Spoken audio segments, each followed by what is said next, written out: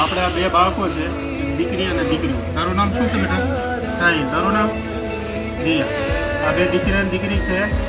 તેના મમ્મી નથી, બરાબર. મમ્મી જતા રહ્યા છે. પપ્પા છે, પપ્પાને પણ બહુ એવું કાંઈ કામ થતું નથી, મજૂરી કરે છે, બરાબર. અને ઘરનું પણ ભરણ પોષણ કરી તેવી સ્થિતિ નથી. પપ્પા આખો દિવસ મજૂરીએ જતા રહે છે, બરાબર. અને બાળકો એકલા રહે છે. તો આજે અમારી સંસ્થા આજે આ બાળકોનો સંપર્ક કર્યો અને એને રોજ સાંજે આપણે પૌષ્ટિક આહાર જે આપણે રોજે બનાવી છે તે એને સાંજનું ભોજન આપણે આ બે બાળકોને પહોંચાડવાનું છે.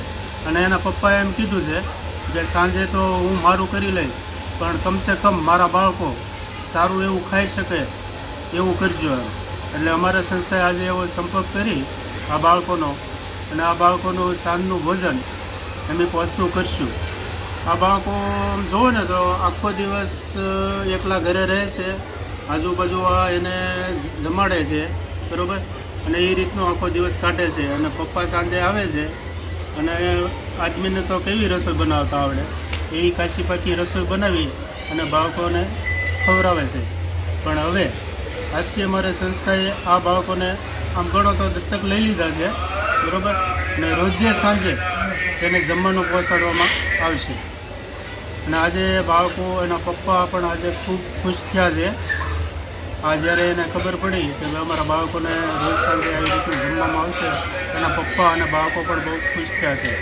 અને અમારી સંસ્થાનું આમ ગણો તો આજે અત્યારે પહેલું સારામાં સારું કાર્ય આ બાળકોનું જે જમાડવામાં આવે છે તે બહુ સરસ કામ કર્યું છે, બહુ સારું કામ કર્યું છે. આવી રીતે તમારી આજુબાજુમાં આવા બાળકો, અનાથ બાળકો હોય અથવા મોટી ઉંમરના નિરાધાર એવા દાદા અથવા દાદી એવા હોય તો અમારી સંસ્થાનો સંપર્ક જરૂર કરજો, જેથી કરીને અમારી સંસ્થા તેને જમાડવાનું પહોંચાડી દે. જય માતાજી, જય જય શ્રી કૃષ્ણ.